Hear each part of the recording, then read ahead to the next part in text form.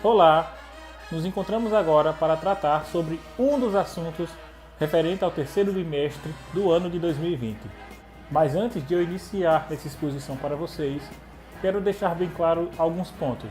Em minhas aulas presenciais, eu prezo muito pela reflexão a partir das leituras que temos disponíveis.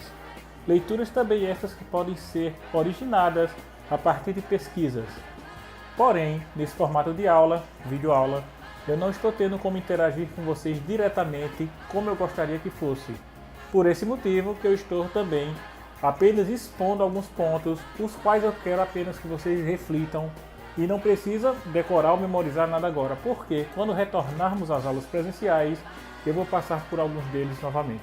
As questões que eu exponho para vocês nas atividades, vocês já notaram que são questões subjetivas, ou seja, vai de acordo com a opinião de vocês. É claro que dentro do contexto da reflexão do texto que eu li para vocês.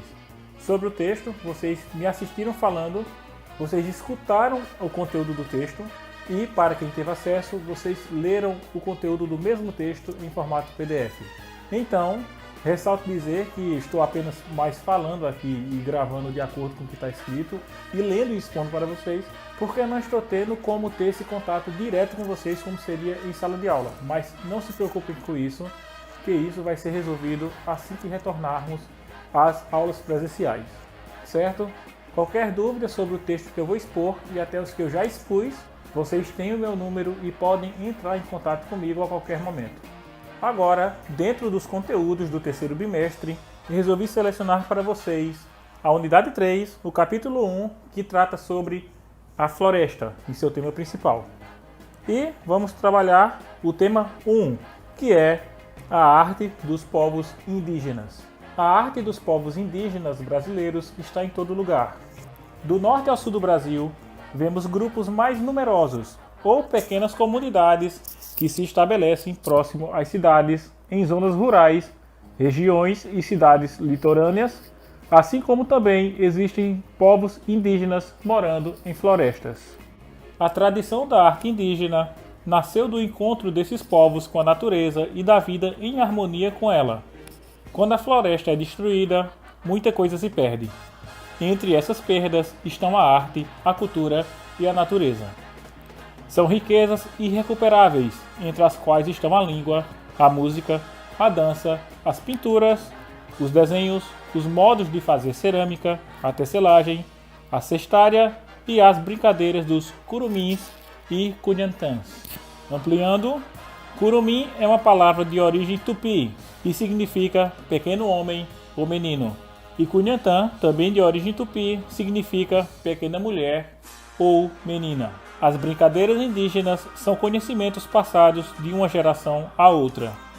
São consideradas patrimônio cultural imaterial. Exemplos de brincadeiras indígenas são a peteca, palavra que em tupi significa bater com a mão espalmada, e as bonecas de barro chamadas Hichocó, na cultura do povo da etnia Carajá. Seres imaginários. Pessoas de diferentes culturas contam histórias. Quando alguém nos conta uma história, podemos criar imagens em nossa mente. Podemos também, depois de ouvir uma história, desenhar, pintar, esculpir ou usar outra forma de construir imagens para representar visualmente os personagens ou as cenas mais significativas. Cada povo em sua cultura tem maneiras próprias de imaginar, criar figuras, nomear, contar e recontar histórias por meio das imagens. Isso ocorre em muitas obras visuais que fazem parte do acervo histórico da arte brasileira e mundial.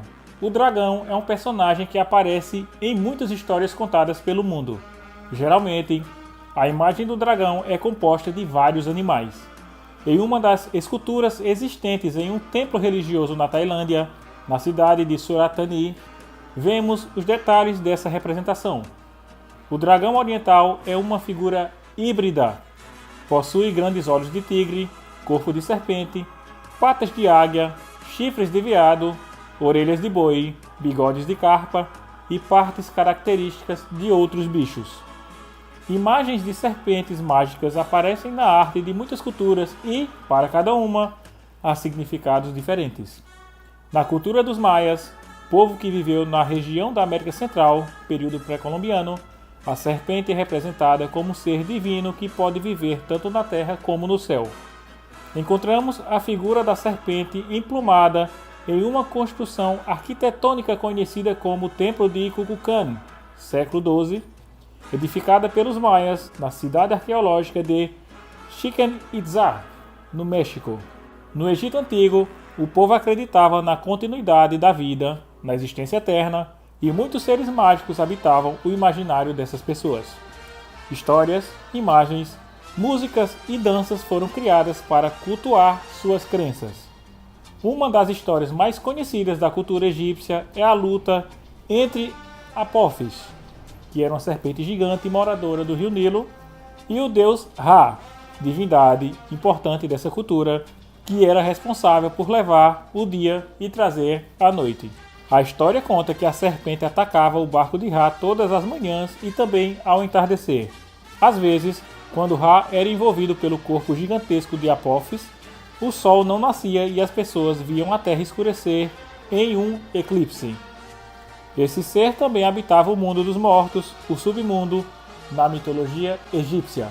Ampliando, híbrido é algo originado da mistura de duas ou mais coisas. Em imagens mitológicas ou lendas, encontramos diversos seres híbridos. E cidade arqueológica ou sítio arqueológico refere-se a locais que apresentam vestígios ou evidências de ocupação por povos do passado. Geralmente, esses locais são preservados para estudo e incorporados ao patrimônio histórico e cultural. Imaginário popular. Histórias de seres imaginários são criadas e contadas por povos de todos os lugares. No Brasil, também temos obras de arte em várias linguagens artísticas, repletas de histórias que podem ser encontradas em diversas regiões. No passado, São Luís, capital do Maranhão, foi um lugar onde vivia grande número de indígenas do povo Tupinambá. Narrativas sobre serpentes são bem comuns nas lendas indígenas brasileiras. A lenda da serpente adormecida, ou lenda da serpente encantada, conta que, ao redor da ilha de São Luís, vive um ser misterioso em forma de uma serpente gigante que vem crescendo cada vez mais há muito tempo. Dizem que, quando seu rabo encontrar a cabeça, a serpente destruirá toda a cidade, levando para sempre a ilha para as profundezas do mar. Essa história já virou enredo carnavalesco em 2012, quando a escola de samba Beija-Flor contou no Carnaval do Rio de Janeiro as belezas e os mitos de São Luís do Maranhão. Ampliando novamente, Tupinambá é o nome de uma etnia indígena. Os Tupinambás já habitaram boa parte do litoral brasileiro. Hoje, seus descendentes vivem em várias partes do nosso país. Em 2002, a Fundação Nacional do Índio reconheceu um grupo dessa etnia como os Tupinambás de Olivença, que vivem no distrito de Olivença, no município de Ilhéus, região litorânea do Nordeste brasileiro. Arte, línguas e histórias. Você sabia que, até o século XVIII, a língua mais falada no Brasil era o tupi?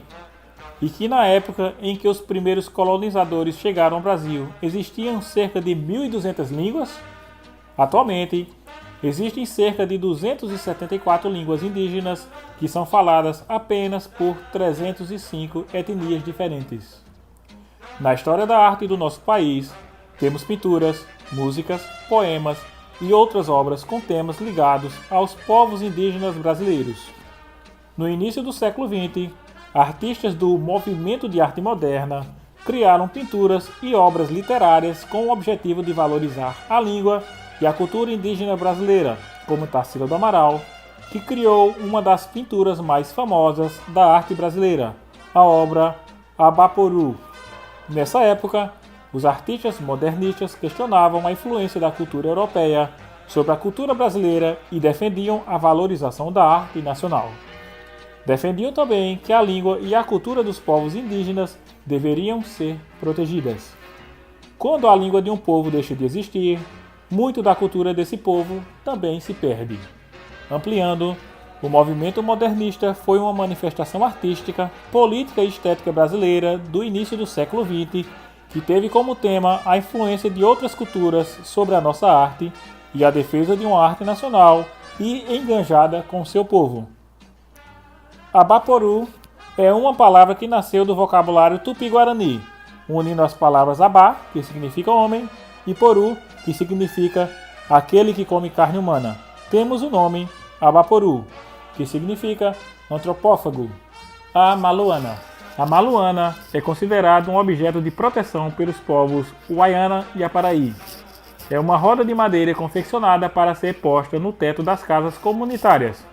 No Brasil, representantes desses povos são encontrados no Amapá e no Pará. A maluana, também chamada de maruana ou maruanã, é um artefato criado em pintura sobre madeira feito pelos povos indígenas Waiana e Aparaí, habitantes da região norte do Brasil, da Guiana Francesa e do Suriname. Trata-se de um objeto de proteção. Nas aldeias desses povos, costuma existir uma oca muito grande, uma casa comunitária que os indígenas chamam de tucucipan. O teto de uma tucucipan é muito alto e bem no centro dele é colocada a maluana, uma roda de madeira pintada com pigmentos naturais. Atualmente, os povos Waiana e Aparaí vivem em diversas comunidades situadas ao longo do rio Paru d'Este, no norte do Pará. A riqueza de sua arte pode ser observada em imagens que reproduzem em tudo que criam, como cestárias, cerâmicas, pintura corporal e rodas de teto como a maluana. As imagens criadas são inspiradas em elementos naturais, como os animais, porém repletas de simbologias e mitos que fazem parte das culturas dos povos indígenas. Pela palavra da artista Lúcia Ussac van Velten. Lúcia Ussac van Velten é antropóloga, museóloga e fotógrafa. Já realizou várias pesquisas sobre a arte e a cultura dos povos Waiana e Aparaí. Ela conta que para criar a maluana são necessários muitos conhecimentos. Por esse motivo, o preparo desse objeto é muito especial. A roda de teto apresenta grafismos que não são encontrados em nenhum outro objeto fabricado pelos Waiana e Aparaí. Constituem as pinturas corporais de uma raia sobrenatural, cujo aspecto esse artefato reproduz. Os grafismos da roda de teto representam seres sobrenaturais. 2 deles têm um aspecto de lagartas, mas um terceiro padrão é semelhante a uma aranha-peixe. As bordas do artefato são pintadas com triângulos que representam as borboletas amarelas e alaranjadas, chamadas pelos Aparaí de mapetequerê e que aparecem nas praias quando começa o verão. Outros grafismos também podem ser pintados nas rodas de teto e representam vários tipos de animais como tamanduá-bandeira, garça-maguari, gavião-tesoura. Esses animais e as borboletas estão associados a diferentes esferas da cosmologia indígena. Infelizmente, eu ainda não consigo editar vídeos direto no celular, colocando imagens, textos, exemplos, e não consigo fazer isso no meu notebook porque ele está com muitos problemas. Até por esse motivo também que eu prefiro enviar para vocês em formato PDF esse texto que eu expus para vocês e junto deles vão as imagens referentes ao tema. Procurarei, assim que voltarmos às aulas presenciais, passar por cada ponto importante desses. Qualquer dúvida, estou à disposição. Vocês têm meu número e podem entrar em contato comigo. Muito obrigado e até muito em breve.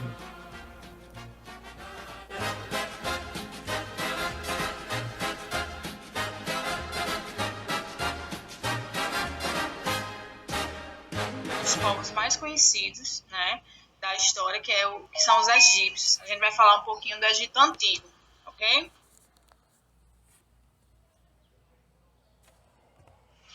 Então, quando a gente fala da história do Egito Antigo, a gente está falando de 3 períodos, né? O Antigo Império, que vai de 2680 a 2180 a.C. O Médio Império, que vai de 2040 a 1780 a.C. E o Novo Império, que vai de 1580 a 1070 a.C. Sempre que a gente vai vendo um texto que fala de datas e tem esse Azinho minúsculo acompanhado desse C maiúsculo, a gente está falando de antes de Cristo. Quer dizer, esses acontecimentos ocorreram antes do nascimento de Jesus Cristo. Então, vamos falar um pouquinho sobre a sociedade egípcia e sobre as relações de poder que lá existiam. Nessa sociedade, as chances de ascensão social eram mínimas, ou seja, você não conseguia mudar de classe social. Era uma coisa extremamente rara.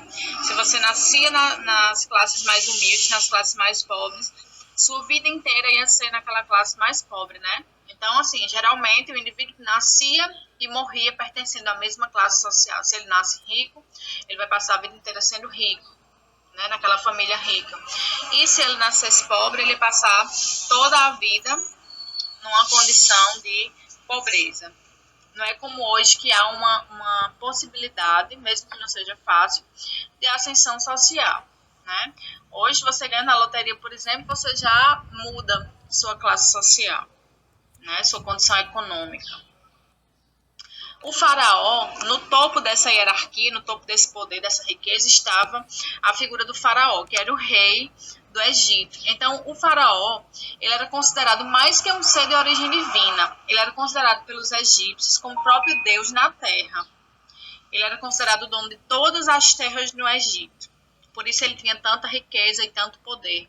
Porque todas as pessoas pagavam impostos ao faraó, já que ele era tido como dono de todas as terras e todos habitavam essas terras, não é isso? Ele tinha várias funções, como, por exemplo, coordenar a construção de obras públicas. Ele quem tinha o poder sobre essas obras públicas, quanto seria gasto, o que seria construído. Ele também era o comandante militar, é como se tivesse um exército e quem desse a decisão final, a palavra final fosse o faraó. E ele também era um juiz supremo, nos casos que a justiça não resolvia, quem tinha a palavra final também era o faraó. Aqui eu trouxe duas imagens que representam a figura do faraó. À esquerda a gente tem uma figura de animação, mostrando aí a barba que ele tinha, que significava prestígio, poder. Às vezes essa barba inclusive era postiça, nem era dele mesmo. Onde tem coisas douradas na cabeça, a gente tá vendo que é ouro. E aqui ao lado direito a gente tem uma tumba, uma urna funerária de um faraó. A gente quando a pessoa morre hoje, ela não é enterrada em um caixão. Então os faraós eram enterrados nessa urna funerária, que era tipo um caixão, só que era feito de ouro, cravejado com vários tipos de joias. As pirâmides, quando elas foram construídas para serem os túmulos, né, dos faraós. Túmulos magníficos, belíssimos, esplendorosos realmente. Até hoje as pirâmides elas são muito importantes para a história da humanidade, né? Então as pirâmides, como vocês já devem imaginar, elas são construídas de imensos blocos de pedras, né? Tem bloco que tem 1 tonelada. Então, para que fosse possível ter a construção dessas pirâmides, muitos trabalhadores, muito trabalho braçal foram usados nessas construções, inclusive muitos escravos. A maior de todas as pirâmides é a pirâmide de Quéops, que ela tem 2.300.000 blocos de pedra, né? Muita pedra, e não é uma pedra pequenininha não, é uma pedra imensa. Foi utilizado mais de 80.000 trabalhadores durante os 20 anos de construção da pirâmide. Então, para que ela fosse concluída, perdurou aí 20 anos, com 80.000 trabalhadores no total. Quando ela foi concluída, ela tinha 146 metros, que é o que equivale hoje, digamos assim, a um prédio de 48 andares. Um prédio de 48 andares é muito alto mesmo. A gente vê um prédio de 10 andares, já é bem alto, né? Imagina um de 48. Aqui a gente tem uma imagem atual, imagem recente da pirâmide de Quéops, que eu falei para vocês agora que é a mais alta de todas, a mais volumosa. Aqui deu mais trabalho, literalmente, né, para ser construída. E aqui a gente tem as pirâmides de Gizé. É um conjunto de pirâmides que estão localizadas uma próxima à outra. Aqui a gente tem a mais alta, é a de Quéops, que a gente acabou de ver. E aqui ao lado a gente tem mais 5 pirâmides. A elite, né? Quando a gente fala do Egito, a gente tem que falar nas classes sociais que compunham o Egito. A gente viu que no topo de todas elas, no topo da riqueza, no topo do poder, estava o faraó. Mas quem era a elite além do faraó? Tinha os altos funcionários, que eram aquelas pessoas que tinham cargos importantes no governo, como o vizir. O vizir era o braço direito do faraó, é quem ajudava a tomar conta da polícia, a controlar a justiça, a arrecadar impostos. Tinha também o escriba, que era uma figura muito importante. O escriba era aquela pessoa que se detinha aos estudos, então ele tinha domínio do cálculo, ele tinha domínio da leitura, ele tinha domínio da escrita, então ele acabava tendo domínio também da economia, da questão comercial. E tínhamos também, compondo essa elite, a gente tem também os sacerdotes. A religião tinha um papel muito importante no Egito e os sacerdotes eles desenvolviam os serviços religiosos e administravam os templos, certo? Então, no topo da elite a gente tem o faraó, obviamente, aí esses altos funcionários, que eu citei 2 tipos aqui para vocês, que é o vizir e o escriba, e a gente tem também os sacerdotes. Na classe média, a classe média é justamente aquela classe intermediária, nem está no topo, nem está na base da pirâmide social, né? Que são os artesãos, produziam objetos de madeira, objetos de ouro, os comerciantes, né? As pessoas ligadas aos comércios, e os militares. Então, essa vai ser a classe média do Egito Antigo. E a classe mais humilde, a classe mais numerosa, inclusive, quando a gente diz mais humilde, quer dizer que é a classe mais pobre, aquela classe que tem menos privilégio, são justamente os camponeses e os escravos. Os camponeses eram a maior parte da população. Eles tinham uma vida muito difícil, porque eles trabalhavam muito e recebiam uma parcela muito baixa pelos trabalhos que eles desempenhavam. Eles tinham que pagar muitos impostos, recebiam pequena parte daquilo que eles conseguiam produzir. Quando trabalhava numa obra pública, o salário também era irrisório, muito baixo. E a gente tinha, na condição mais complicada ainda, os escravos, que eram os prisioneiros de guerra. O Egito entra em conflito com outros povos e aprisiona essas pessoas e torna elas escravas. Então, esses escravos, eles quem exerciam os trabalhos mais pesados, os trabalhos mais perigosos no Egito. Sobre a religiosidade egípcia, a gente tem alguns fatores que são bem importantes. Primeiro dado, eles eram politeístas. Poli quer dizer vários. Teístas vem de Deus, de Teo, né? Então, quer dizer que eles acreditavam em vários deuses. Um dos deuses mais importantes no mundo egípcio é Osíris, que ele era o deus da vida após a morte, né? Quando você morresse, você ia ser julgado no tribunal de Osíris. Como seria essa imagem aqui que eu coloquei para vocês? Ela representa como era o julgamento, que o seu coração seria pesado, né? O coração seria pesado. Se o seu coração fosse leve, você seria absolvido, você seria perdoado e sua alma poderia voltar para o corpo. Se não, aí sim você teria, se seu coração não fosse absolvido, você não retornaria, seu espírito, sua alma não retornaria para o corpo. Por isso, no processo de mumificação, eles tiravam vários órgãos do indivíduo, né? Mas eles não tiravam o coração. Eles acreditavam que o coração seria pesado no tribunal de Osíris. Sobre a mumificação, faz todo sentido no mundo egípcio, porque eles acreditavam que a alma poderia voltar para o corpo. Então, já que o corpo poderia voltar à vida, de acordo com a crença que eles tinham, então esse corpo ele tinha que estar em condições de voltar à vida. Por isso eles se preocupavam tanto com as condições do morto e praticavam a mumificação. Então, nesse processo de mumificação, eles tiravam o cérebro, eles tiravam os órgãos, deixavam apenas o coração, basicamente, que era para que o corpo não entrasse em rápido processo de apodrecimento mesmo. Então, eles, além de retirar os órgãos, eles usavam os óleos perfumados, enfaixavam, tentavam extrair todo o líquido do corpo do morto, para que ele não entrasse em estado de decomposição, para que ele ficasse preservado, porque se a alma voltasse para o corpo, ele teria condições de voltar a viver, né? Então, muitos objetos eram colocados junto ao túmulo, principalmente das pessoas mais ricas, né? Joias, armas, alimentos, porque eles acreditavam que o morto precisaria desses objetos após a vida na Terra, né? E quando eles retornassem também. Então, essa era a crença. Por isso, eles enterravam tantas coisas de valor. Às vezes, até animal de estimação era morto, era sacrificado para ficar junto com o seu dono.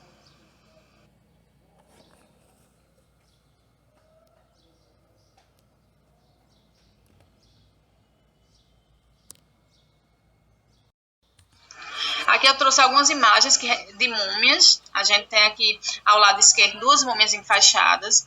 Na parte superior, a gente tem uma múmia ainda com dentes. A gente está vendo aí que elas realmente ficavam bem preservadas. Se a gente for pensar o tempo que faz que elas estão nessa condição, né, de morta e de múmia. E aqui ao lado direito a gente tem um sarcófago, que eram... Dentro desse sarcófago era colocada a múmia. Aqui no caso de uma pessoa da elite, você vê que é um sarcófago muito bonito, cheio de adornos de ouro. Essa parte dourada realmente é ouro. E aqui na parte do meio, tem uma imagem tipo animada. A gente tem o sarcófago em pé, não é? Tipo a tampa do sarcófago. E a gente tem vários objetos. Tem baú com joias, tem moedas, que eles acreditavam que o morto ia precisar desses objetos. E aqui a gente tem uma questão também interessante, que é as características gerais, né, que fala aqui um pouco da escrita. Os egípcios, desde 3.000 anos antes de Cristo, eles já tinham um sistema de escrita. E tem 3 tipos de escrita lá, cada um tem uma função, que eram os hieróglifos, a hierática e a demótica, né? Cada uma tinha uma função. A hieroglífica, por exemplo, era usada mais em textos oficiais, textos do governo, textos sagrados. Já a demótica, ela era usada mais em cartas, quando você ia se corresponder com alguém. E essa hierática, ela é mais usada pelos sacerdotes. Então, cada uma tinha realmente sua função no mundo egípcio. Então, a gente vai ficar por aqui. Um abraço para vocês e até a próxima semana.